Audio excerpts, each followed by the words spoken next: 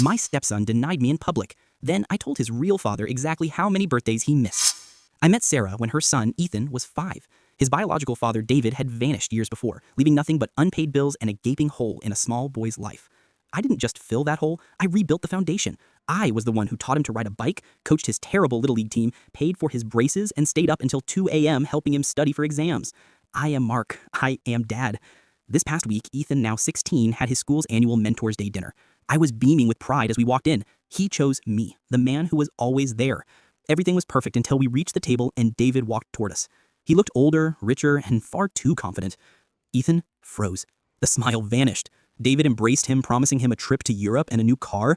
When the teacher asked Ethan to introduce his mentor, Ethan's eyes darted between David and me. He stammered, and the words that came out crushed me. This is Mark. He's my mom's partner. Partner. Not dad, not father, just Mark. The crowd didn't notice, but I felt the 5-year-old boy I'd raised slap me across the face. David smirked. He had returned, and in one painful sentence, Ethan chose the novelty of genetics over 2 decades of unconditional love. Later, David followed me into the hallway, oozing false sympathy. Look, Mark, I appreciate you taking care of things, but he's my blood. He needs his real father now that I'm stable. You can step aside. I didn't yell. I didn't beg.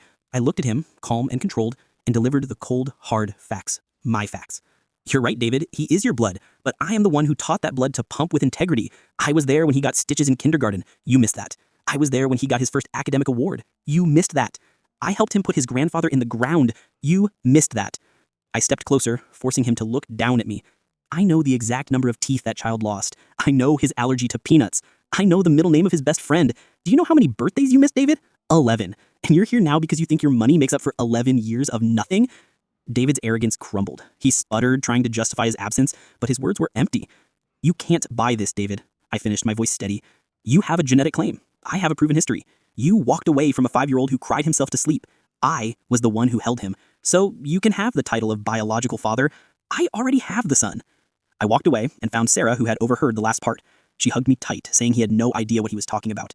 I looked up, and Ethan was standing there, his face pale, having witnessed the whole confrontation. He didn't need to say anything. He just walked over, pushed past David, and stood right next to me. The next morning, David was gone again, unable to face the reality I had laid out.